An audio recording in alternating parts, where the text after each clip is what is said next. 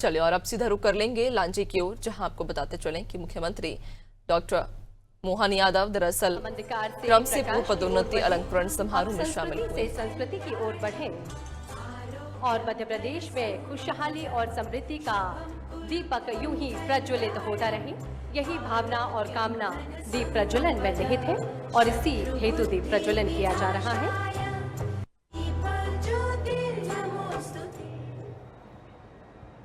बहुत बहुत धन्यवाद माननीय मुख्यमंत्री महोदय। और अब कन्या पूजन कर माननीय मुख्यमंत्री जी इस कार्यक्रम को गति प्रदान कर रहे हैं। हमारे क्षेत्र की पहचान, हमारी जो विरासत है, जो संस्कृति है, जो रीति रिवाज परंपराएं हमारे बालाघाट में प्रचलित हैं,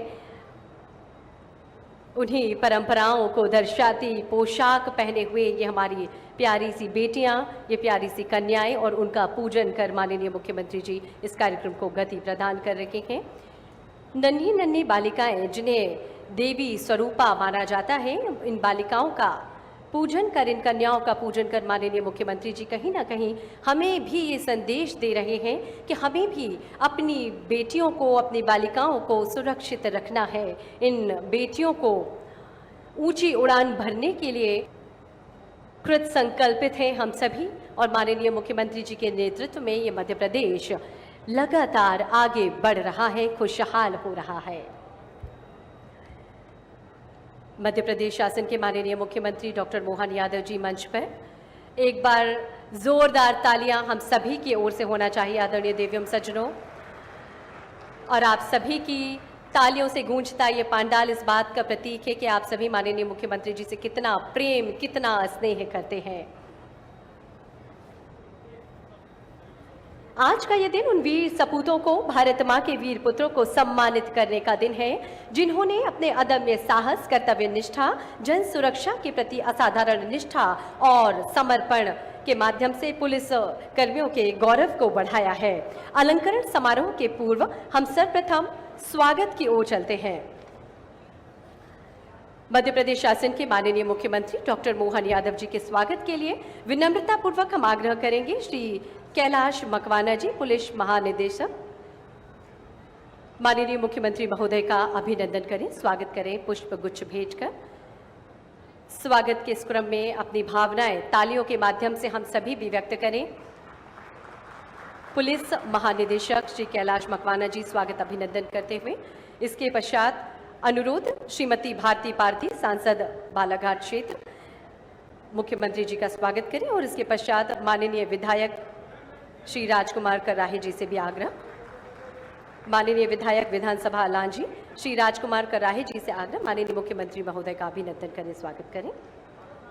और इसी क्रम में अब हमारा आग्रह पुलिस महानिरीक्षक बालाघाट जोन बालाघाट श्री संजय कुमार जी से, श्री उदय प्रताप सिंह परिवहन एवं स्कूल शिक्षा मंत्री और हमारे जो प्रभारी मंत्री हैं उनका अभिनंदन करें, स्वागत करें। इसी क्रम में कलेक्टर बालाघाट श्री मृणाल मीना जी से हमारा आग्रह, श्रीमती भारती पारधी सांसद बालाघाट का अभिनंदन करें, स्वागत करें। श्री नगेंद्र सिंह पुलिस अधीक्षक बालाघाट से हमारा आग्रह, श्री गौरव पारधी माननीय विधायक महोदय का अभिनंदन करें। आपसे ही हमारा आग्रह माननीय श्री नागेंद्र सिंह जी से आग्रह, श्री राजकुमार कर्राहे माननीय विधायक महोदय विधानसभा लांजी का अभिनंदन करें। इसके पश्चात श्री मुकेश कुमार श्रीवास्तव उप पुलिस महानिरीक्षक बालाघाट, आपसे हमारा आग्रह, श्री मधु भगत माननीय विधायक विधानसभा परसवाड़ा का अभिनंदन करें। कलेक्टर बालाघाट श्री मृणाल मीना से हमारा आग्रह, श्री विक्की पटेल माननीय विधायक विधानसभा वारासिवनी का अभिनंदन करें। श्री संजय कुमार पुलिस महानिरीक्षक, आपसे हमारा आग्रह, श्री कैलाश मकवाना जी।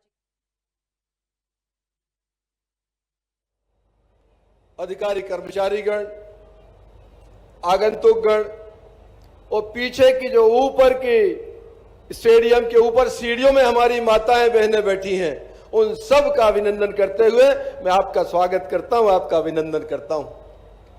बंधुओं, आज हम सब के लिए बहुत गौरव के क्षण है जब माननीय मुख्यमंत्री जी ने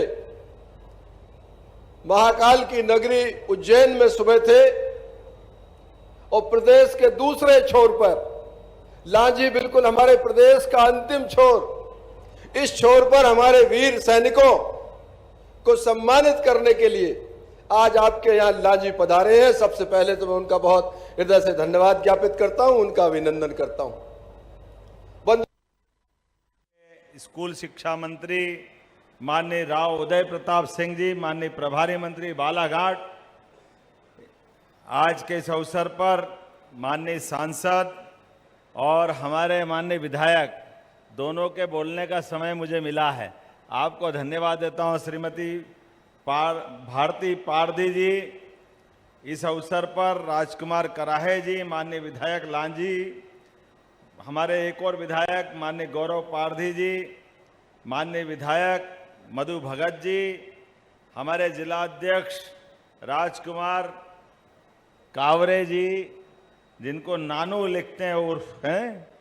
इस अवसर पर माननीय पूर्व कैबिनेट मंत्री का दर्जा प्राप्त माननीय प्रदीप जायसवाल जी, सम्राट सिंह सारस्वर जी, श्रीमती भारती ठाकुर जी, अध्यक्ष नगरपालिका बालाघाट, श्री रमेश भटेरे जी, पूर्व विधानसभा के विधायक लांजी, राजा लिल्हारे जी, जिला पंचायत उपाध्यक्ष बालाघाट, राणा कल्याण सिंह जनपद अध्यक्ष, श्रीमती रेखा ताराचंद कालवेले, श्रीमती मौसम भी है क्या, जोरदार मौसम जी के लिए भी हमारे महामंत्री हैं श्री दुलित चंद राजनीरे, जिला पंचायत सदस्य श्री नरेंद्र भैरम। वैसे तो नाम सभी के लूंगा, एक बार जोरदार अभिनंदन सारे के सारे मंच का। पुलिस विभाग के हमारे डीजीपी माननीय मकवाना जी, इस अवसर पर सभी पुलिस के वरिष्ठ अधिकारीगण, और बालाघाट में जब आपसे बात कर रहा हूं तो कितनी सुखद आज का ये घड़ी है। एक साथ दोनों जगह पर पूरे देश और देश के साथ पूरे दुनिया की निगाह भारत के चमत्कृत करने वाले वर्तमान समय के लिए जोरदार अभिनंदन करो। सीमा पे सेना ने जो पराक्रम करके यशस्वी प्रधानमंत्री के नेतृत्व में दुनिया आश्चर्यचकित हो गई है। 3-4 दिन की छोटे से छोटे समय की लड़ाई ने जो हमारे दुश्मन पाकिस्तान की हालत खराब की है, जोरदार अभिनंदन करो हमारे बांके सभी जवानों के लिए। और जिस प्रकार से आपने पाकिस्तान के खिलाफ हमारे जवानों के शौर्य पराक्रम को देखा है, बालाघाट की धरती तो वो धरती है जिसने हमारे सर्वाधिक 12 नक्सलाइट जिलों में से एक जिला बालाघाट था, लेकिन आपके और हमारे जवानों के बलबूते पर भारत सरकार ने वो 12 सबसे ज्यादा प्रभावित जिलों की श्रेणी से बालाघाट को बाहर लाए। जोरदार अभिनंदन सारे पुलिस जवानों के लिए और अपने आप के लिए भी। सच में आप सब बधाई के पात्र हैं। सरकार के मुखिया होने के नाते से ये मेरे लिए भी गर्व का क्षण है। और यशस्वी प्रधानमंत्री के नेतृत्व में माननीय गृह मंत्री जी, जोरदार अभिनंदन। माननीय अमित शाह जी का भी एक बार आपके अपने स्तर पर दोनों हाथ ऊपर ताली करके जोरदार ताली बजा के बताएं। सरकार माननीय मोदी जी की कितने मोर्चों पे काम कर रही है।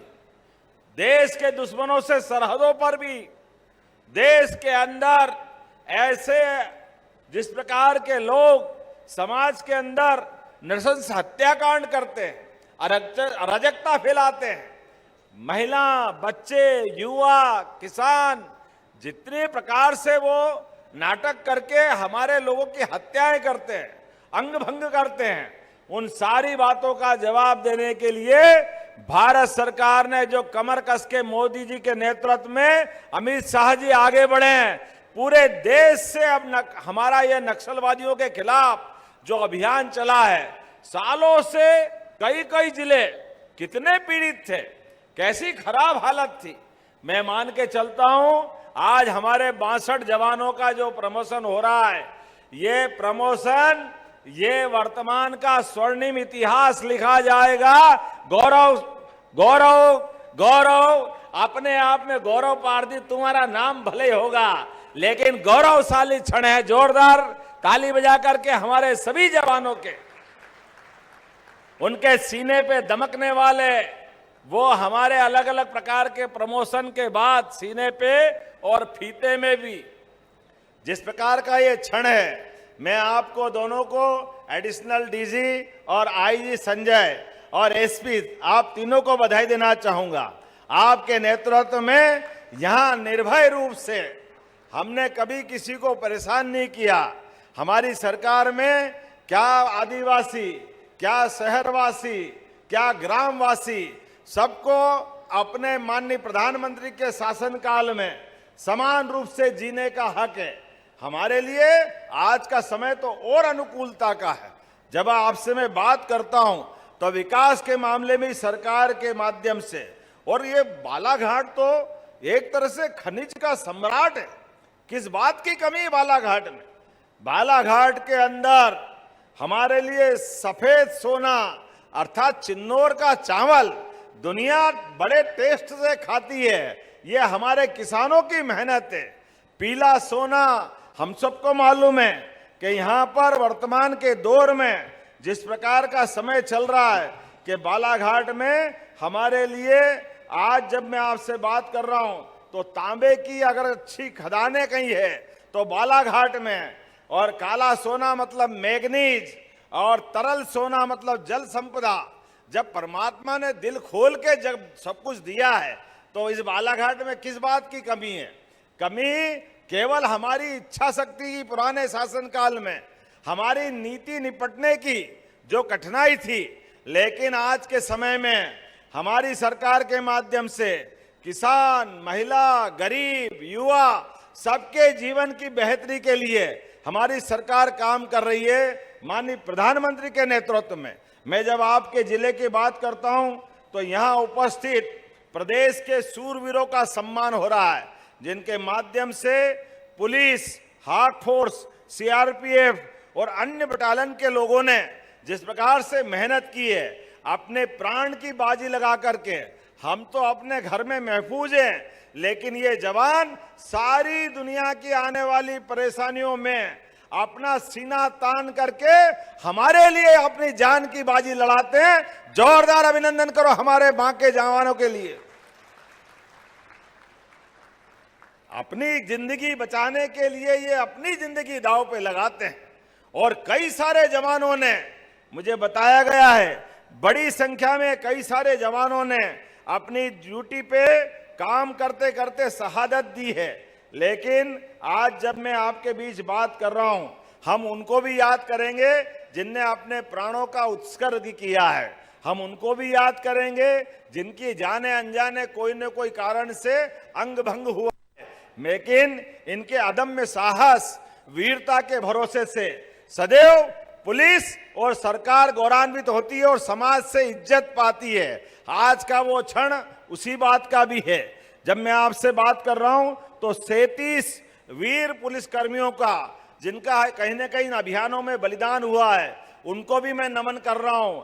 आज आपके माध्यम से उनके परिवार की, उनके अपने समाज की, उनकी अपनी सेवा का स्मरण करते हुए निश्चित रूप से जीना है, और जीने के साथ में हमारे लिए परमात्मा ने सबका समय सीमित दिया है, लेकिन मृत्यु वो है जिसपे समाज गर्व करे। समाज के काम आने वाले ऐसे जवानों के लिए सदैव हम सब नतमस्तक रहेंगे। मैं सैल्यूट करता हूं ऐसे सभी जवानों को जिन्होंने इस मार्ग पर अपने प्राण उत्सर्ग किए, न्योछावर किए। आज के इस अवसर पर जब एक तरफ हम नक्सलवादी आंदोलन से इसको मुक्त करने के लिए आगे बढ़ रहे हैं, तो दूसरी तरफ विकास के कारवां को भी आगे लेके चल रहे हैं। लगातार हम अपने योजनाओं के माध्यम से, जब मैं आज यहाँ बात कर रहा हूँ आपके बीच, तो आज में बालाघाट में 90 प्रकार के लोकार्पण भूमि पूजन, जिसमें 169.19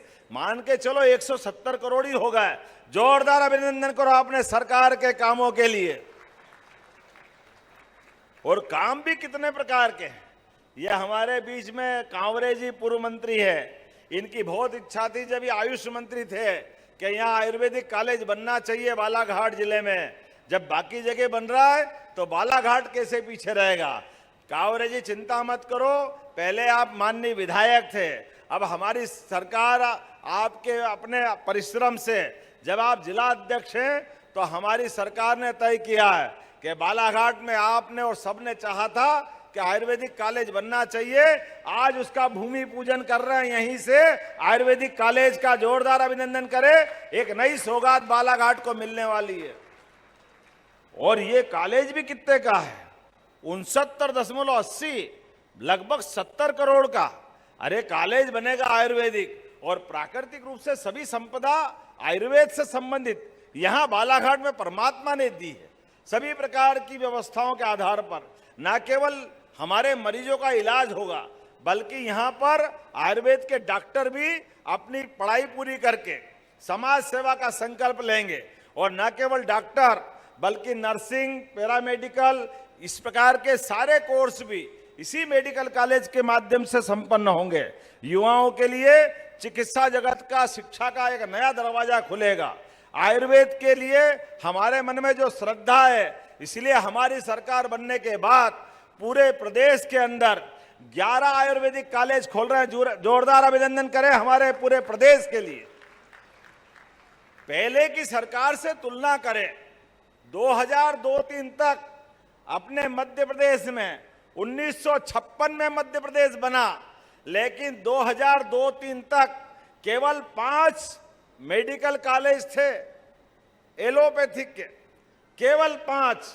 जब हमारी सरकार बनी तो उमा भारती जी, बाबूलाल गौर जी और शिवराज सिंह जी को मिलाकर के हमारी सरकार और मेरे आते आते आज 30 मेडिकल कॉलेज है। जोरदार अभिनंदन करो, 30 मेडिकल कॉलेज। कहां 55 साल में 5 और कहां 20 साल में 30। ये विकास का संकल्प है। और अभी 6 और 2 8, इसी साल 8 मेडिकल कॉलेज फिर नए खुलने वाले हैं। जोरदार अभिनंदन करें ये हमारे अपने चिकित्सा क्षेत्र के लिए। और आयुर्वेदिक मेडिकल कॉलेज भी पहले केवल 12 थे, आज की स्थिति में 50 मेडिकल कॉलेज चल रहा है। जोरदार अभिनंदन को 50। और आज 51वां का भूमि पूजन कर रहे हैं। आने वाले समय में एक एक करके 11 मेडिकल कॉलेज और खोले जाएंगे आयुर्वेदिक के। लेकिन इनके साथ साथ आयुर्वेदिक तो है ही, होम्योपैथिक, यूनानी, अलग अलग सभी प्रकार के कोर्स चिकित्सा के क्षेत्र में तो हमारी पुरानी पहचान है। हर एक प्रकार से व्यक्ति का जीवन अच्छा होता है। लेकिन ऐसे कई सारे काम मैं कर रहा हूं। जब मैं आपके बालाघाट में बात कर रहा हूं तो आज आपके बीच में से कितने प्रकार की मंजूरियां दी है पुलिस को भी, और हमारे भी जिला प्रशासन बल, हाक फोर्स, सीआरपीएफ, कोबरा फोर्स के जवान सब जान लगा के चल रहे हैं। और नक्सलवादी निराकरण के लिए भी हमने एसएसयू के 850 पदों की, ये आजादी के बाद इतनी बड़ी मंजूरी किसी जिले को नहीं मिली। जोरदार अभिनंदन करो, ये बालाघाट के लिए हमारी प्रतिबद्धता है। जो मांगोगे वो देंगे, लेकिन ऐसे अन्याय करने वाले, अनावश्यक रूप से लोगों का खून बहाने वाले, वो तथाकथित लाल सलाम करने वालों को जीने का हक नहीं देंगे। या तो सरेंडर हो या मार दिए जाओगे। आपको इस धरती पे जीने का हक नहीं देने वाले। हमारे सीधे साधे भोले भाले लोगों के बीच आप भ्रम फैलाते हो, आप झूठ बोलते हो। लेकिन ऐसे कायर लोगों के लिए जो अपने कायराना हरकत करते हैं, सरकार निपटने में सक्षम है। हमारे पुलिस बल और सारे जवानों की मदद से समाज अब सामने खड़ा हो रहा है। इसलिए हमने कहा जहां चुनौती होगी वहां जाकर के कार्यक्रम करेंगे। आज उसी सिलसिले में ये लांजी में कार्यक्रम कर रहे हैं। ये संदेश हम देने का प्रयास कर रहे हैं। इस जिले के अंदर किस बात की कमी है? बॉर्डर का जिला तो है, लेकिन आज छत्तीसगढ़ सरकार भी, मध्य प्रदेश सरकार भी, पूरे अलग अलग राज्यों से एक साथ ये अभियान चल रहा है। जब मैं आपसे बात कर रहा हूं तो यहां पर आज कई प्रकार की और बहुत सारी योजनाओं के लिए भी काम कर रहे हैं।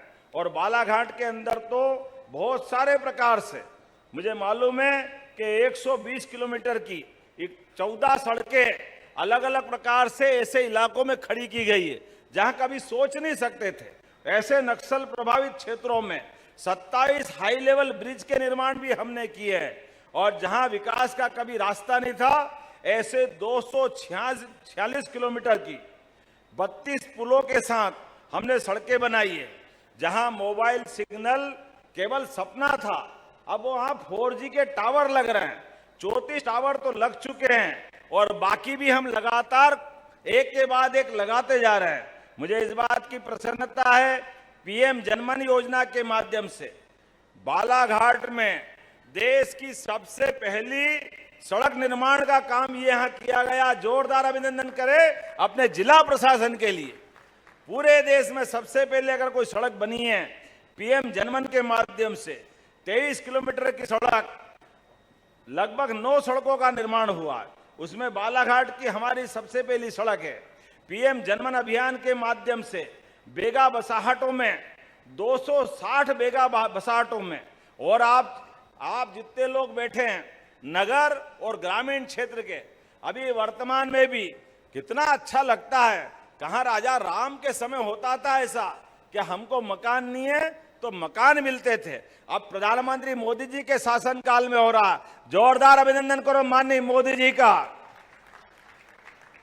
गरीब से गरीब आदमी, क्या शहर क्या गांव, अगर खुद के मकान की छत नहीं है तो सरकार उसको पैसा दे रही है। आपका मकान बनना चाहिए, आपको निःशुल्क अन्न दे रहे हैं ताकि हमारे बीच 2028 तक किसी के घर में कोई कारण से भी घर भूखा नहीं सोना पड़ेगा। गैस के चूल्हे के लिए उज्ज्वला गैस कनेक्शन है। और किसान भाई कौन कौन है, हाथ खड़े करके बताओ। जिनकी खेतीबाड़ी होती है, जिनको किसान सम्मान निधि मिलती है, हाथ खड़े करके बताओ आप में से जिनको किसान सम्मान निधि मिलती है।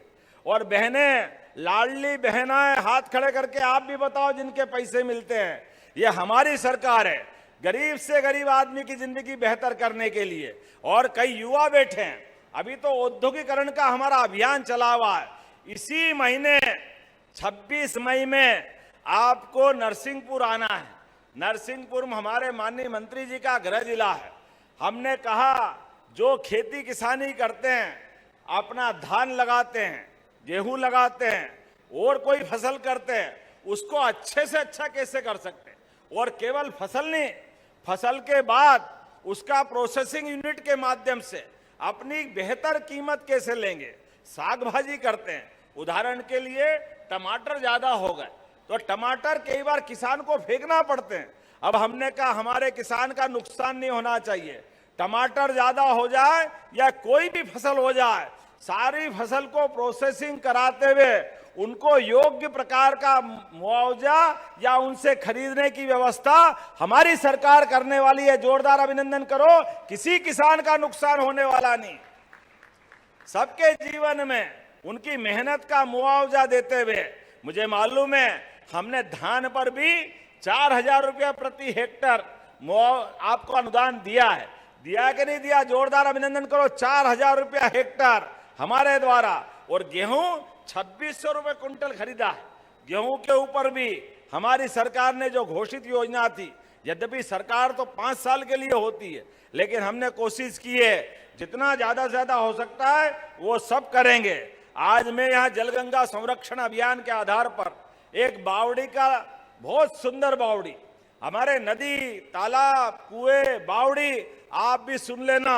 आपके आसपास में कोई नदी, कुआं, तालाब, बावड़ी पुराना कोई कारण से खंडर हो गया, खराब हो गया, उसका जीर्णोद्धार की आवश्यकता है, तो यहाँ प्रशासन के लोगों से संपर्क करके आप बताना। हमने 30 मार्च से 30 जून तक ये अभियान चलाया हुआ है। अरे पानी के लिए तो रहीम ने कहा है, रही माने पानी राखिए, बिन पानी सब सून, पानी गए न उबरे, मोती मानस चून। जल ही जीवन है, ये केवल बोलने के लिए नहीं। जल का महत्व मुझे बताने की जरूरत भी नहीं। हमारी तो इतनी अच्छी संस्कृति है, हमारे लिए तो कोई भी शुभ संकल्प लोगे तो सबसे पहले आचमन के लिए जल रखा जाता है। हमारे तो सूर्य देवता भी, उनको सूर्य अर्घ जल अर्पित करो तो वो आशीर्वाद देते हैं। आखिरी समय भी गंगा जल याद आता है। जब प्राण भी छोड़ना पड़े तो परमात्मा से कामना करते, हे भगवान अगर दोबारा जीवन मिले तो वापस इस भारत माता की गोदी में जन्म देना, ये पवित्र विचार हमारा रहता है। इस उदार विचार के आधार पर धीरे धीरे करके भूगर्भ जल भंडारण की हमारी अलग अलग प्रकार की रचनाओं में बहुत गैप आया है।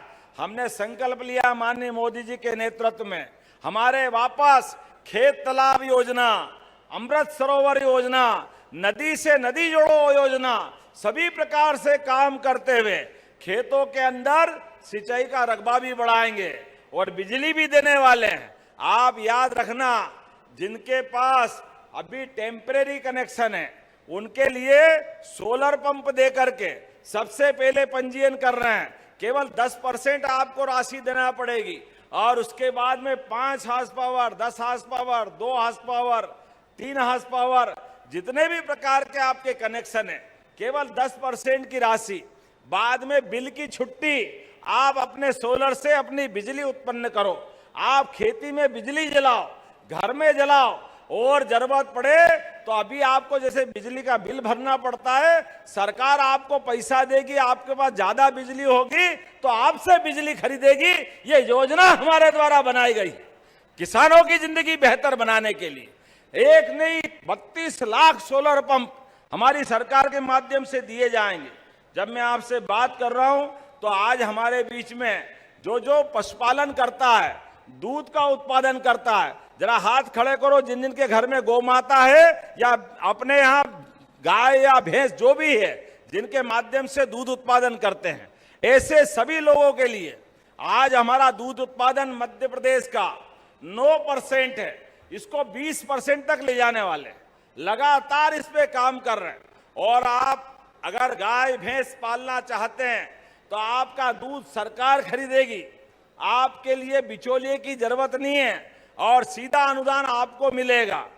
25 गाय या भैंस खरीदोगे तो 25% का अनुदान, और इसको 8 यूनिट तक अर्थात 200 गाय भैंस तक आप खरीद सकते हो। हमारी सरकार के माध्यम से फसल का तो आपका उत्पादन बढ़ना ही चाहिए, लेकिन फसल के साथ साथ आपकी दूध से भी आमदनी होना चाहिए। धान 3-4 महीने में आता है और फसल करो 4 महीने करेगा क्या, लेकिन रोज दूध अपना खरीदो बेचो, रोज पैसा आता है। तो हमारे किसानों की आय बढ़ाने के लिए हमारे द्वारा योजना चालू की गई है, डॉक्टर भीमराव अंबेडकर कामधेनु योजना, जिसके माध्यम से हमारी सभी गाय उत्पादन करने वाले किसानों की आय बढ़ाने के लिए हमने लगभग 500 करोड़ रुपए की धनराशि रखी है कि हमारे द्वारा दूध उत्पादन को भी बढ़ावा दिलाएंगे। और जहां जहां गौशाला है, आज हम सब देखते हैं खेतों में गाय माता फसल नुकसान करती है, आवारा, लावारिस, बीमार, अपाहिज, ये गौमाताओं से हमारी फसल को नुकसान होता है। कोई बात नहीं, अब हमने सरकार के आधार पर तय कर दिया है, जहां जहां गौशाला अच्छी चल रही है सभी गौशालाओं के लिए पहले कहते ये 20 रुपया प्रति गौमाता देते हो, ये कम पड़ता है। हमने कहा कोई बात नहीं, ये 20 का 40 कर देते। इसी साल से 20 का 40 रुपया प्रति गौमाता दे रहे हैं। जोरदार अभिनंदन करो हमारी अपनी गौमाता की रक्षा करने के लिए। कोई गौशाला में तकलीफ नहीं होगी। अरे गौमाता में 33 करोड़ देवी देवता का वास है। ऐसे में अगर हम गौमाता को बढ़ावा देते हैं तो हमारी संस्कृति को बढ़ावा देते हैं। हम तो वैसे ही गोपाल कृष्ण को मानने वाले हैं, है कि नहीं है? बोलो गोपाल कृष्ण भगवान की। हमारे लिए गोपाल का महत्व क्या है? जिसके घर गाय वो गोपाल, जिसके घर गाय का कुल वो घर घर गोकुल। तो हमने गोकुल वृंदावन योजना लागू की है। आत्मनिर्भर गांव, सभी प्रकार की व्यवस्था से समृद्ध, सभी चीजों को लेके चलने के लिए, और आने वाले समय में ऐसे गांवों के अंदर रोजगार के साधन भी उपलब्ध कराएंगे, सुशासन की सारी व्यवस्था खड़ी करेंगे। मैं मान के चलता हूं बालाघाट जैसी जगह पर भी हमने औद्योगिकरण के लिए भी काम किया है, कई प्रकार के उद्योग धंधे लगा रहे हैं। आने वाले समय में और भी प्रकार से, अभी तो मैं जो बात बता रहा हूं अपने लिए, जब यहां मैं बात कर रहा हूं, आज हमने लोकार्पण जिनका किया है, पुल पुलिया तो है ही, लेकिन 5,49,00,000 से लाल बर्रा और बालाघाट में विद्युत उपकेंद्र का भी लोकार्पण किया। जोरदार अभिनंदन करो। ये लाल बर्रा और बालाघाट विद्युत उपकेंद्र और 3,34,00,000 की लागत से कमला नेहरू महाविद्यालय में 81 बिस्तरी छात्रावास का निर्माण कर रहे हैं। अपने बच्चे पढ़ेंगे तो रुकने की जगह चाहिए कि नहीं चाहिए? जोरदार ताली बजाओ। भविष्य के बच्चों के लिए भी हॉस्टल में उनके रुकने का प्रबंधन करेंगे। 1,00,00,000 की लागत से आंगनवाड़ी केंद्र भी बना रहे हैं। आयुर्वेद कॉलेज का तो मैं बता ही चुका हूं, लेकिन महाविद्यालय में खास करके चिकित्सा महाविद्यालय के अंदर भी सारी प्रकार की व्यवस्था जोड़ रहे हैं। और इतने प्रकार के अलग अलग काम है, लंबा इतना कौन पढ़ता रहेगा। मैं तो आप जोरदार ताली बजा दो सभी एक साथ कामों के लिए। सभी विधायकों से कह रहा हूं कि आप बता देना भैया, जो जो हम कर रहे हैं काम करेंगे तो कितना करेंगे। आदिवासी भाई बहनों के लिए हमने अपना हबीबगंज रेलवे स्टेशन रानी कमलापति के नाम पे किया था। टंटिया मामा के नाम पर हमारे भील नायक टंटिया मामा, उनके नाम पर खरगोन में विश्वविद्यालय बनाया। रानी दुर्गावती के नाम पर हमने अपनी पहली कैबिनेट की कोदो कुटकी, उसके लिए प्रति क्विंटल 1,000 रुपए का बोनस हमारे द्वारा प्रारंभ किया गया।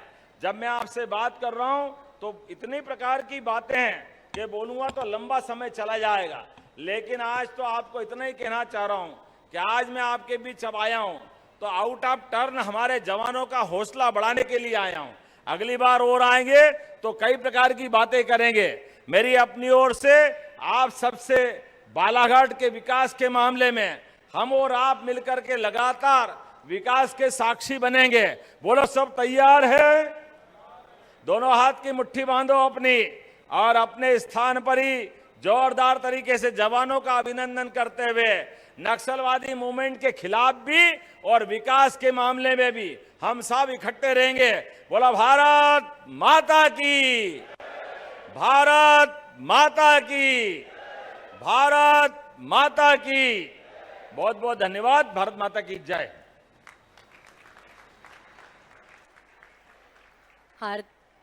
हार्दिक धन्यवाद माननीय। और अब क्रम है उन वीर सपूतों को, भारत मां के उन सच्चे पुत्रों को सम्मानित करने का जिन्होंने अपने अदम्य साहस। हॉक फोर्स के सहायक उप निरीक्षक गोविंद सल्लाम को उप निरीक्षक पद पर पदोन्नति प्रदान की जा रही है।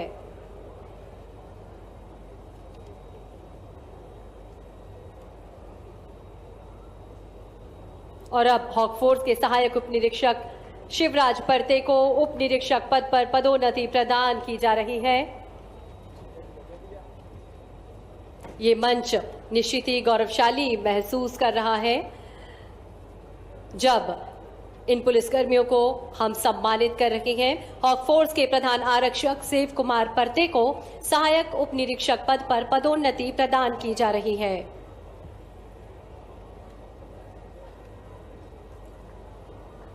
हॉक फोर्स के आरक्षक सतीश कुमार सिंह को प्रधान आरक्षक पद पर पदोन्नति प्रदान की जा रही है।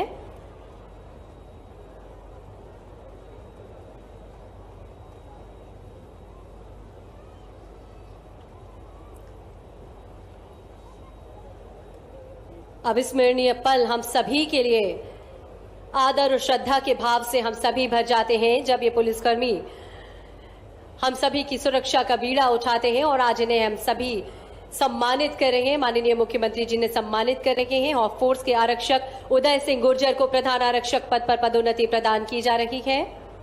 हॉक फोर्स के आरक्षक दीपक मरावी को प्रधान आरक्षक पद पर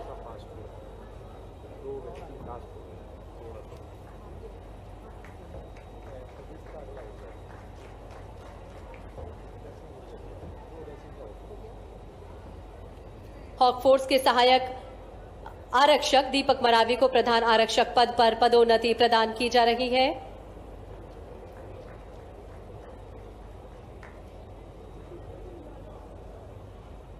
हॉक फोर्स के आरक्षक सुरेश कनेल को प्रधान आरक्षक पद पर पदोन्नति प्रदान की जा रही है। हॉक फोर्स के आरक्षक जहेंद्र सिंह को प्रधान आरक्षक पद पर पदोन्नति प्रदान की जा रही है।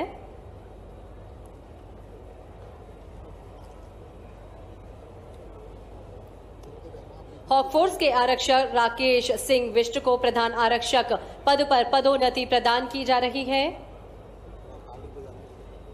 हमारे अंदर का जो जोश, जो जज्बा है राष्ट्र प्रेम के प्रति, देश प्रेम के प्रति, करतल ध्वनि के माध्यम से हम अवश्य संप्रेषित करें। करतल ध्वनि हम सभी की ओर से होना चाहिए।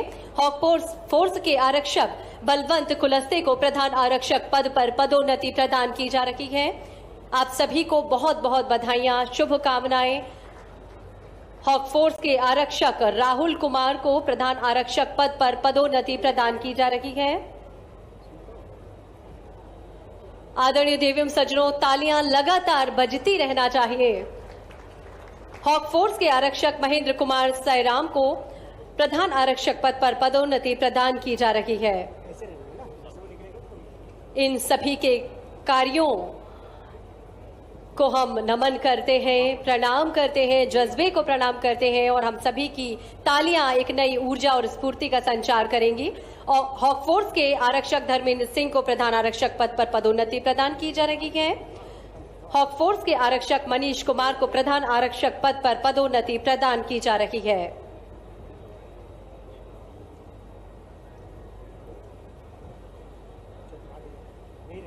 हॉक फोर्स के आरक्षक बलवीर कुमार को प्रधान आरक्षक पद पर पदोन्नति प्रदान की जा रही है।